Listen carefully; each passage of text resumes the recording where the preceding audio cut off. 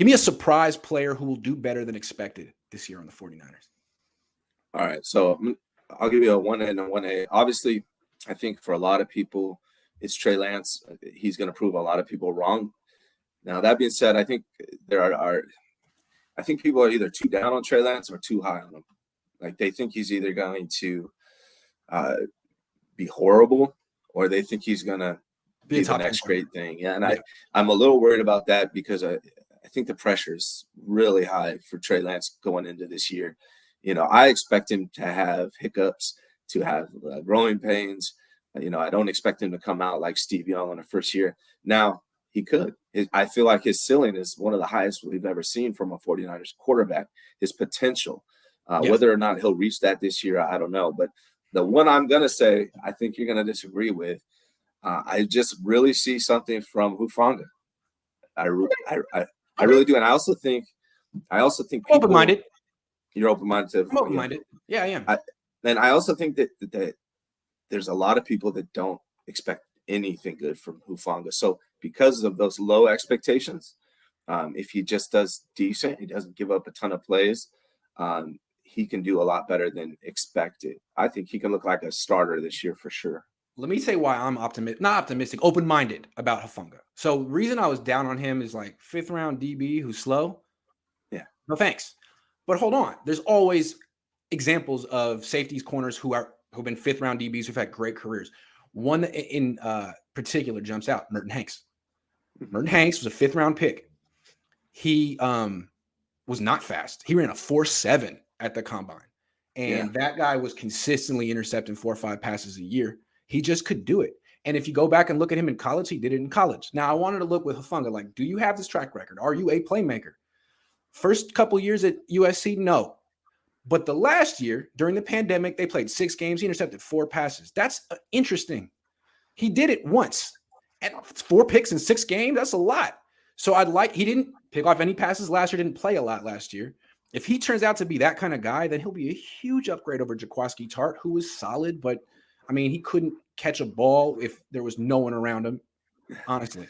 Yeah, I don't know how he made that one-handed catch against Carolina 5 years ago because he will forever be remembered by clanking that ball off his chest. He is the Bill Buckner of the 49ers. Sorry. Yeah. I think Tartt, I feel bad for Tartt a little bit because that loss is blamed on him so much. I mean, I can name your favorite defensive back and I'll show you him dropping a pass, right? So it happens. It's just the timing of it, and that's true. We could blame him that loss on a lot of people on the 49ers.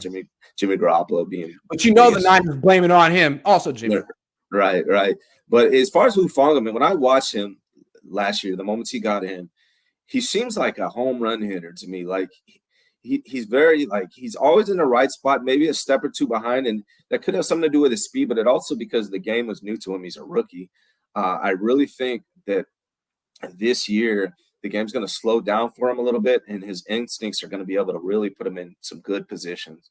I think he's kind of a home run hitter. He may not have a high batting average, he may strike out a lot, but every now and then he's going to hit a home run.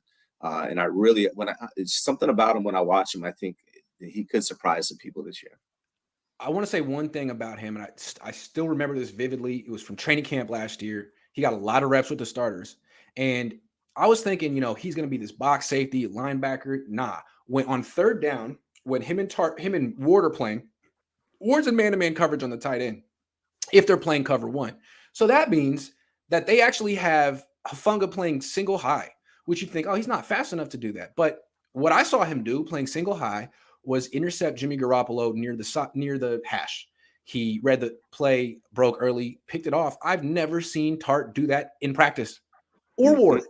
So, I mean, it's just practice, but he did it in practice on an NFL field. He did it in college his last year.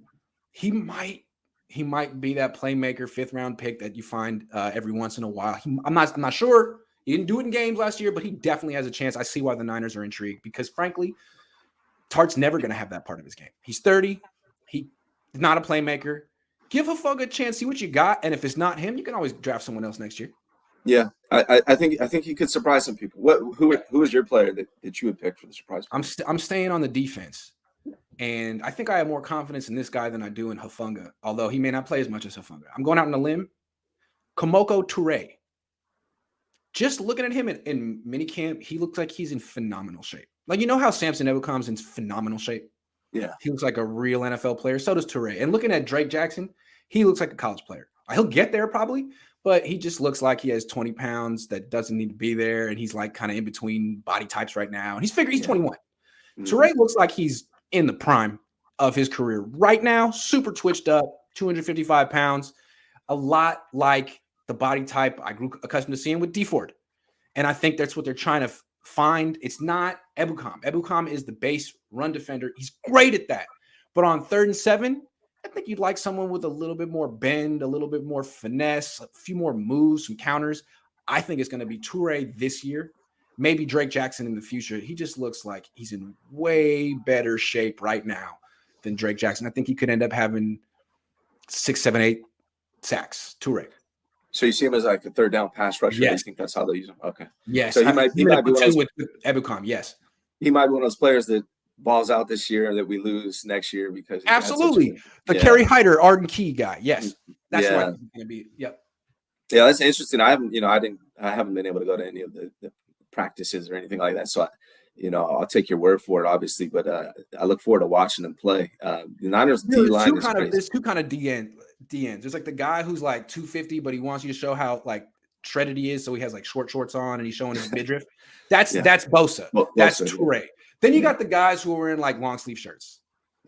You know what I'm saying? That's Drake Jackson. It's like, not a finished product. Don't see me in 3 months. You know what I'm saying? Yeah. Like okay, for sure. That's what most rookies look like, frankly. The ones that don't, you're like, where did you come from? And that was Bosa. Like, damn, dude, you look like you're 30 years old. Where did you come from? Oh, you've been lifting like this since you were 9. Oh, okay.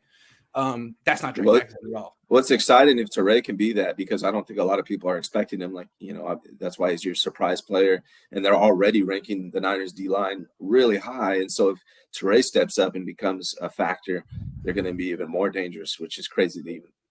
He looks like he has that explosion, the first step quickness, the get off. I mean, if he can't stop the run, who cares? Neither did D Ford. That's what you have Ebukam for. And frankly, Ebukam's phenomenal at that stuff for a guy who's only 250 pounds.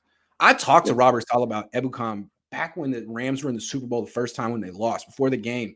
He was telling me, he didn't even know his name. He's like, 50 on that defense is good. I don't know how to pronounce his name, but he's really good. Yeah. Ebukam, the Niners knew about him for a long time. And any team that wants to run the ball is eternally frustrated by that guy, because he's way better at stopping the run than you would expect a guy built like that to be. Who's better in your opinion? I always want to ask you this: Alden Smith or Bosa? I mean, it's Bosa, because Bosa's a real pro. Alden never was, right? I mean, Alden's career was falling apart at 23 years old. That being said, Alden was more gifted, much more gifted. Like, Alden had all the power and speed that Bosa had, plus length that Bosa doesn't have. His arms were like 3 inches longer. But I mean, Bosa had this whole support system around him, and so obviously you'd rather invest in Bosa than Alden, knowing that. But Alden was the most gifted pass edge rusher I've ever seen on the Niners that I've covered. It wasn't even close. I'll never forget the first training camp practice I ever covered, ever. 2011. They didn't have mini camp that year. It was the lockout year. They do one-on-ones. First of all, they start off with the drills, the positional drills. And Alden Smith is transitioning from D end in college to linebacker, 3-4 linebacker. And he's doing the stacking and shedding, and it's not his thing. And Fangio's having to show him how to do it. And Paris Harrelson's having to show him how to do it. And I'm 23 thinking this guy's going to be a bust. Not realizing, like, this is just, who cares? Let's see him rush the quarterback. 15 minutes later, he goes one-on-one against Joe Staley. And I could see the panic in Joe's eyes. Like, I can't get my hands on this guy. He's beating me to the punch and controlling me. He's got longer arms than me. And he's stronger than me. And he was panicked, and he was kicking Alden Smith. Actually, Alden Smith was kicking his ass. So sorry, I'd have to say, Alden was the best. Yeah, so fortunately, there's a long list of highly talented athletes at all levels, high school, college, NFL, who just never reached their potential because of the mental part of it. It's more than just being athletic. You have to have that work ethic. Like you said, you have to be a pro. And so fortunate, because Alden Smith was a freak. Yeah. And it was too bad too. Like, for whatever reason, I think it's a little racial, but I think he never got the full credit. It was like, well, Justin Smith's doing all the work. Yeah, Justin Smith's good too. But when when Nick Bosa was getting all those sacks his rookie year, no one was like, well, DeForest Buckner's doing all the work. Like, this is not true. So I think there's a little bit of like, that's sort of revisionist history on Alden Smith. Like he was like LT the first 2 years of his career. I mean, he was breaking records, and everyone's like, well, that's Justin Smith. Shut up. How many defensive ends had Justin Smith played with in his career that didn't put up anything like those numbers? Go back and watch Alden Smith in 2012. I think he finished that year with a shoulder injury and didn't do much in the Super Bowl, but the first freaking 16 weeks of that season, he was maybe the best player in football. Maybe. Yeah, he really was. Is he even playing? I know he signed with the Raiders last year. He's done. To me, he was terrible on the Raiders. I mean, when he was on the Niners, he had all these different moves. He had finesse. He had shake and stuff. On the Raiders, he would just bull rush, straight into the guys. Like, what happened to you, man? Yeah. You know that scene in the end of Jackie Brown where Samuel Jackson's turned into Robert De Niro right before he kills him. And he's like, what the hell happened to you, man? Your ass used to be beautiful. What happened to you, man? Yeah. Yeah. Sorry. Yeah. Jackie Brown is one of my to me, it's my favorite Quentin Tarantino movie. It's not his most iconic. Pulp Fiction is, followed by Reservoir Dogs, and I guess Kill Bill too. But there's something very I don't know. I like Jackie Brown. Maybe it's just Pam Grier. I like Pam Grier. Pam Grier. Yeah. Hell yeah. Yeah. Yep.